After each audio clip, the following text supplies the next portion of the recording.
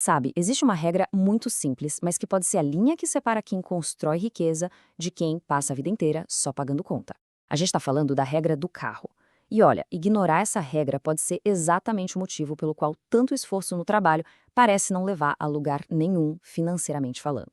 Certo. Então, qual vai ser nosso caminho aqui? Primeiro, vamos identificar uma armadilha financeira que muita gente nem nota que existe. Depois, vamos entender a fundo como funciona o financiamento, apresentar a famosa regra do carro, explorar um caminho bem mais inteligente e, para fechar com chave de ouro, discutir a mentalidade que realmente separa quem constrói patrimônio de quem só se preocupa com as aparências.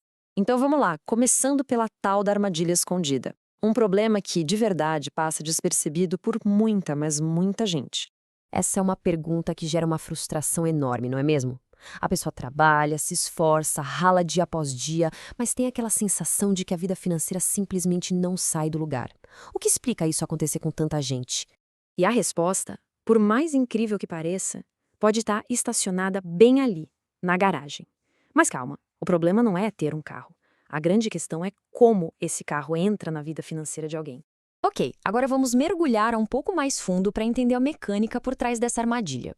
Por que, afinal, o financiamento de um carro pode ser uma das decisões mais destrutivas para as finanças de alguém? É aqui que o negócio se complica. Pensa só no conflito. De um lado temos o valor do carro, que, sejamos honestos, despenca todo santo mês. Do outro lado tem a dívida do financiamento, que por causa dos juros parece que teima em não diminuir. É a combinação perfeita para o empobrecimento, pagar juros altos por um bem que vale cada vez menos. E se fosse só a parcela, tudo bem, mas não é. A parcela é só o começo da história.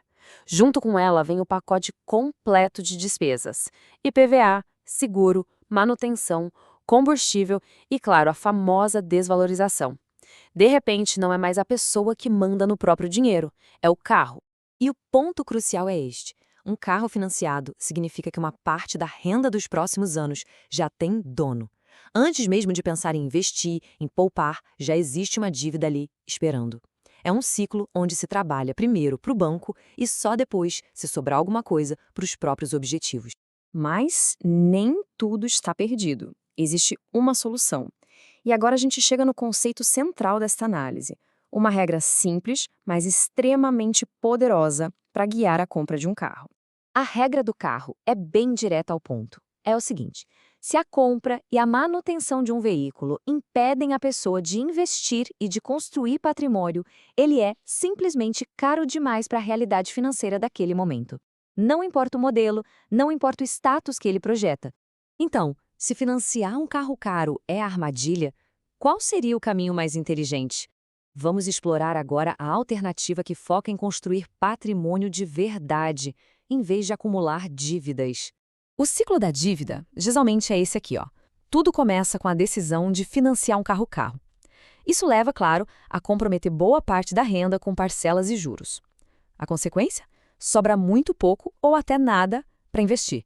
E o resultado final desse ciclo? Estagnação financeira. A vida não avança. Agora, olha só a diferença brutal no ciclo do patrimônio. O primeiro passo é o oposto: comprar um carro mais simples, funcional. Com isso, aquela diferença que iria para a parcela cara é investida. E é aqui que a mágica acontece. O patrimônio começa a crescer com o poder dos juros compostos. O dinheiro começa a trabalhar sozinho. E o resultado final desse ciclo virtuoso? A conquista da verdadeira liberdade financeira. No final das contas, tudo se resume a uma mudança de mentalidade. É uma escolha que define completamente o futuro financeiro de uma pessoa. E a mensagem principal é exatamente essa: patrimônio se constrói com disciplina, não com aparência. A verdadeira riqueza não está nos símbolos de status que a gente mostra, mas sim no controle financeiro e na disciplina de focar no longo prazo. A decisão é, na verdade, uma troca bem direta. O conforto imediato de um carro caro hoje pode muito bem significar o sacrifício da liberdade financeira amanhã. É uma escolha entre parecer bem agora e estar realmente bem no futuro. A conclusão, então, é muito clara. O caminho para a solidez financeira é construir patrimônio primeiro. O conforto deve ser uma consequência disso, não a prioridade. Inverter essa ordem é a receita certa para viver com o orçamento sempre no limite. E, para a gente fechar, fica a reflexão. Na vida de cada um, o carro tem sido tratado como uma necessidade funcional, uma ferramenta, ou ele acabou se transformando, talvez até sem que se percebesse, numa armadilha financeira? A resposta a essa pergunta pode mudar tudo.